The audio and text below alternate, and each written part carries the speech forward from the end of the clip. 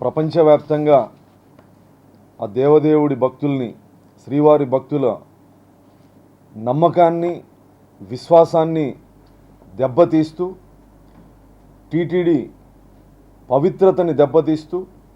ప్రపంచవ్యాప్తంగా కోట్ల మంది భక్తులు కలిగిన శ్రీ వెంకటేశ్వర స్వామి ప్రసాదాల్లో అపవిత్రం చేసి రసాయనాలు, జంతు కొవ్వు ద్వారా తీసి లడ్లు తయారు చేసి భక్తులు కళ్ళకద్దుకొని నమ్మకంతో సేవించేటువంటి స్వామి ప్రసాదంలో కూడా అవినీతికి పాల్పడి సుప్రీంకోర్టు నియమించినటువంటి సిట్టు సాక్ష్యాధారాలతో సహా ప్రజల ముందు నివేదికని బహిర్గతం చేస్తే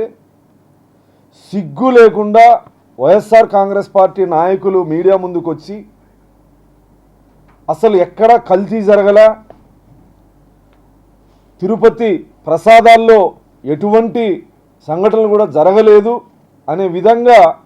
ప్రజల్ని మభ్యపెట్టే విధంగా, ప్రజల్ని నమ్మించే విధంగా అసత్యాల్ని ప్రతి నియోజకవర్గంలో ఉన్నటువంటి వైసీపీ లీడరు జగన్మోహన్ రెడ్డి గారి ఆధ్వర్యంలో ఈరోజు ప్రజల్ని నమ్మించేటువంటి ప్రయత్నం చేస్తూ ఉన్నారు సిగ్గు లేకుండా. హిందూ మతం మీద, హిందూ మత ఆచారాల మీద ఎటువంటి నమ్మకం లేనటువంటి వ్యక్తి ముఖ్యమంత్రిగా ఉన్న జగన్మోహన్ రెడ్డి గారు, అదేవిధంగా శ్రీవారి మీద భక్తి లేనటువంటి వ్యక్తిని చైర్మన్లుగా చేసి ప్రశాంతతకు, పవిత్రతకు నిలయమైనటువంటి తిరుమలని రాజకీయ అడ్డాగా చేర్చి ఆదాయ వనరుగా మార్చి తిరుమల దర్శనం టికెట్ల దగ్గర నుంచి అవినీతికి ఎక్కడైతే అవకాశం ఉందో అక్కడ మొత్తం అవినీతి చేసి 5 సంవత్సరాల్లో తిరుమలని భ్రష్టు పట్టించినటువంటి జగన్మోహన్ రెడ్డి గారి ప్రభుత్వం ఏ రోజు ముఖ్యమంత్రిగా ఒక్క సంవత్సరం కూడా డిక్లరేషన్ మీద సంతకం చేయకుండా, ముఖ్యమంత్రి స్థాయి వ్యక్తి పట్టు వస్త్రాలు ఇవ్వకుండా, ఆచార వ్యవహారాల్ని, నమ్మకాల్ని దెబ్బతీసే విధంగా వ్యవహరించినటువంటి జగన్మోహన్ రెడ్డి సిగ్గు లేకుండా ఈరోజు మీడియా ముందుకు